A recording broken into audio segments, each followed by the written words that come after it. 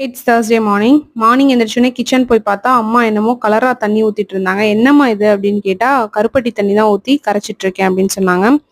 தண்ணி ஊத்தும்போதே கேட்டேன், "உளுந்தங்கஞ்சியா சத்து மாவான்னு?" சொல்லிட்டு, "உளுந்தங்களி தான் கிண்டுறேன்" அப்படின்னு சொன்னாங்க. உளுந்தங்களி மாவு வந்து தேவையான அளவு எடுத்து போட்டு, கொஞ்சமா தண்ணி ஊத்திட்டு, இன்னொரு சைடு கருப்பட்டி தண்ணி வந்து கொதிச்சிட்டு இருக்கவே கூடவே மிக்ஸ் பண்ணியாச்சு. நம்மளுக்கு எவ்வளோ கெட்டியா வேணுமோ அதுக்கேத்த மாரி தண்ணி கொஞ்சமா கரைச்சு ஊத்தி சேர்த்துக்கலாம். நம்ம கருப்பட்டி தண்ணி கொதிச்சுட்டு இருக்கும்போது நம்ம இத ஊத்திட்டோம் அப்படின்னா, அது உடனே கிண்ட ஆரம்பிச்சிடணும். இல்லைன்னா கெட்டி கெட்டியா ஆயிடும். அதுக்கப்புறம் இது வந்து ஒட்டாம இருக்கிறதுக்காக கொஞ்சமா நல்லெண்ணெய் சேர்த்து அத கிண்டிக்கிட்டே இருக்கணும். நம்மளுக்கு வந்து பாயாசம் டைப்ல கொஞ்சமா தட்டுல ஊத்தி ஆற வச்சு குடிக்கிறதுனாலும் குடிக்கலாம். அப்படி இல்லைன்னா நம்ம வந்து கெட்டியா ஆனதுக்கு அப்புறமா களி மாரியும் சாப்பிட்டுக்கலாம். நம்மளோட விஷ் தான். நல்லா கிண்டிட்டு கொஞ்ச நேரம் ஆற வச்சா கட்டி பிடிச்சிரும் அப்படின்ட்டு அதுக்கப்புறமா வந்து பார்த்தா மேலலாம் நல்லா லேயர்லாம் கட்டி பிடிச்சு அதுக்கப்புறம் இருந்தது.